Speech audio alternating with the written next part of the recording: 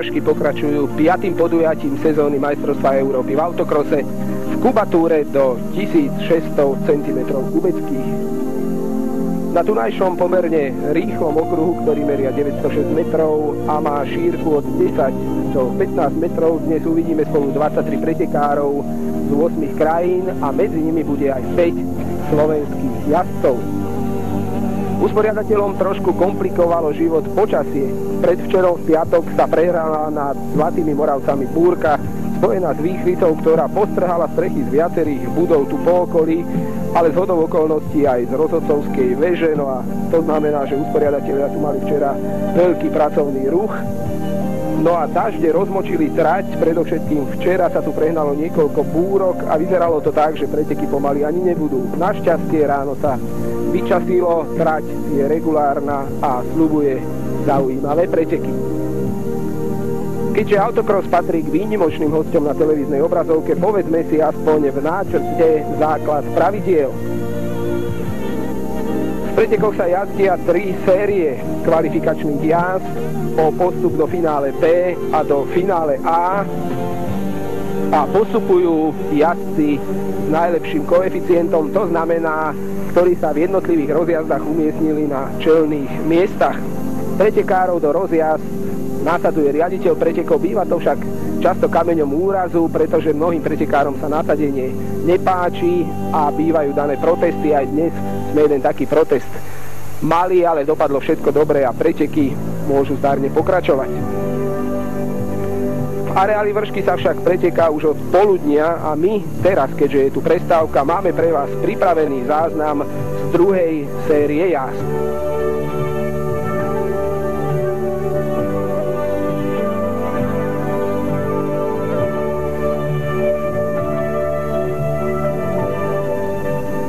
Takže pripravená je v poradí 4. jazda dnešného dňa a prvá v druhej sérii. Štartovať v nej budú títo pretekári. Tu sa dívame so 16 na slovenského reprezentanta Antona Lacka, ktorý bude štartovať z prvého radu. Vedľa neho s 27 bude ďalší slovenský reprezentant Vladimír Sagan.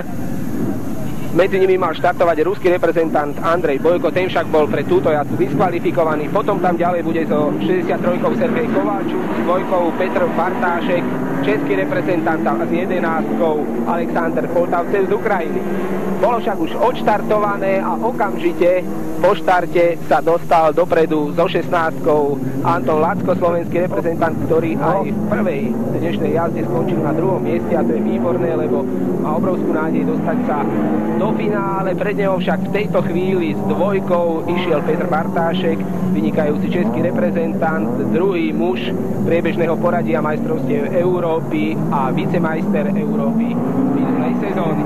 Tomu sa však v prvej jazde dnes veľmi nedarilo, v druhej rozjazde okamžite po štarte havaroval, musel stať a preto je pre neho nevyhnutné získať v tejto jazde víťazstvo, aby mal nádej na niektorú z finálových jazd. Takže poradie po prvom kole 2, Petr Bernášek 16, Anton Lacko a 63 Sergej Kovalčuk, to je reprezentant Ukrajiny. Som vám dlžný informáciu, že tieto série alebo vyraďovacie jazdy sa jazdia na 6 kôl, finále A i finále B, potom na kôl 8. Petr Bartášek si okamžite získal náskok. Trať, ktorá bola ešte ráno rozbahnená, sa pomaličky suší.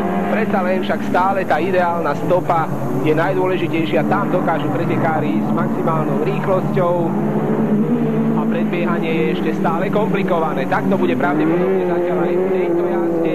Hoci Sergej Kovalčuk z 3. pozície sa snaží ohrozovať nášho Antona Lacka. Na 4. mieste zatiaľ s 27. ďalší slovenský reprezentant Vladimír Sagan.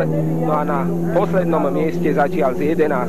Alexander Poltavcev z Ukrajiny.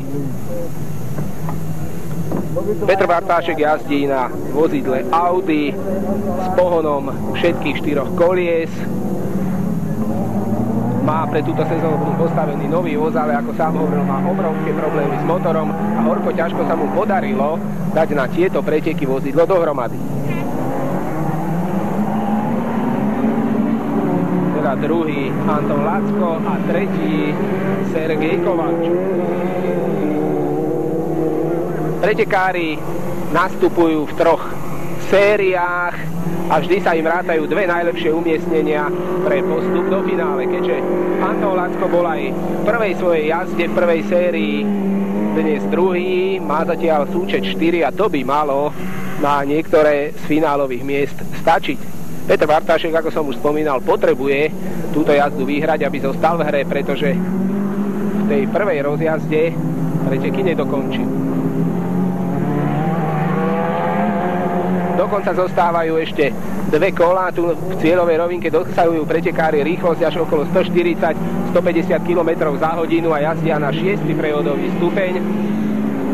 Inak na tejto trati, ktorá je mimoriadne rýchla, väčšinou jazdia na 3., 4. a 5. Tu práve v tejto pasáži Peter Bartášek jazdí na 3., teraz zaradí 4. až 5. stupeň. Ľavotočivom padáku preradí na 3. rýchlostný stupeň a opäť na 4.